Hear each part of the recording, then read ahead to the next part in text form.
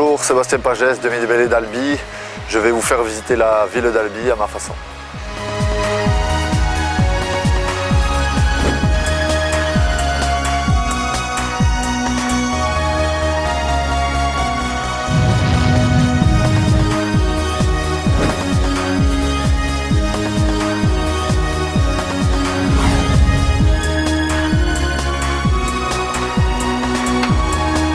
Bonjour.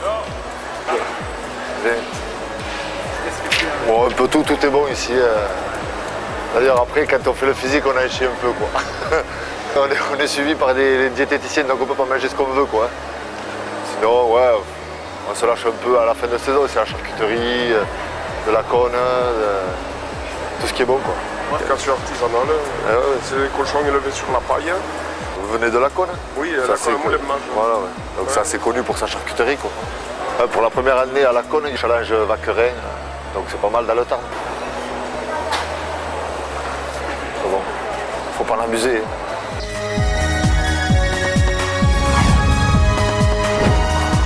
C'est bâtisse du XVIe siècle. Et ces petites rues où il y a la fraîcheur, où il y a le calme, le silence. Et c'est un des quartiers du sud les plus préservés du sud de la France. Donc c'est quand même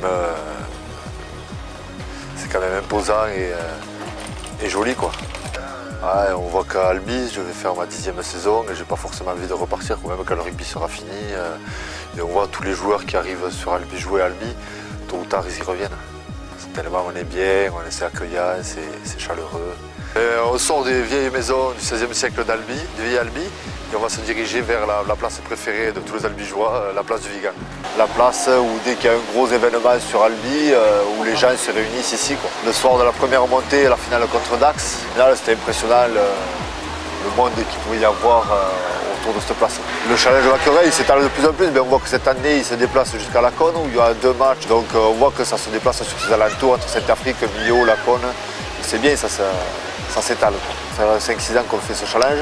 Et c'est vrai que c'est une première mise en train, ça reste des matchs amicaux, mais bon, ça reste quand même des matchs. C'est pour voir à peu près où en est la situation de l'équipe et le niveau de l'équipe.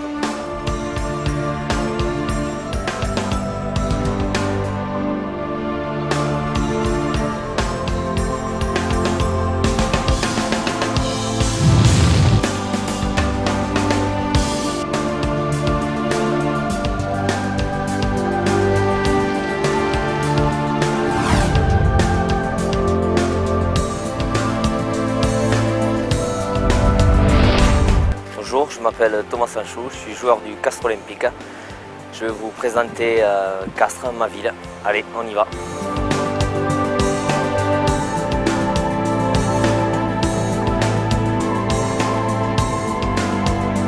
J'apprécie déjà l'accueil des gens, que les gens sont très sympas, sont très accueillants, que ce soit dans la rue ou dans les restos. Moi j'aime beaucoup le centre-ville de Castres, Jean Jaurès, ce coin ici, là, où on voit ces maisons au bord du fleuve. La région et la ville de Castres me plaît beaucoup, donc c'est vrai qu'on y est vraiment bien avec mon épouse.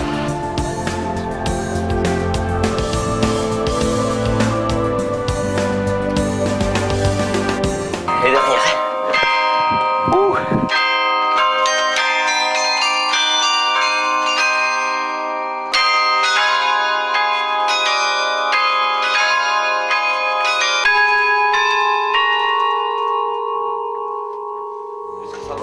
Là on va passer en fait, c'est là où on se retrouve un peu le samedi après les matchs. C'est les coins un peu sympas.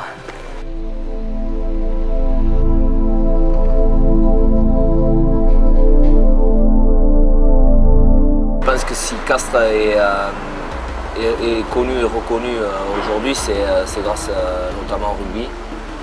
Au niveau sportif, ça va être de se montrer pour dire aux entraîneurs qu'on est là. Et après, c'est bien d'aller jouer dans des petits villages comme à la Cône, d'aller jouer dans des petits villages comme Saint-Afrique.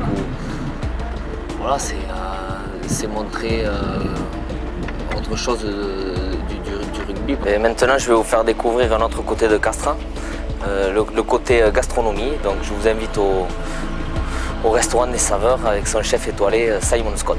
Je vais présenter le plat qu'on va faire aujourd'hui. C'est un foie gras paré au pain d'épices, compote de rhubarbe et une écume de besse, qui est une plante que je ramasse dans le Montagninois. Moi je suis d'ouest, donc c'est vrai que j'aime la gardure, le confit de canard, j'aime aussi toutes ces... D'ailleurs c'est difficile avec le rugby quoi. On essaie de faire attention un peu à ce qu'on mange et je vois quand je rentre chez ma mère c'est compliqué quoi.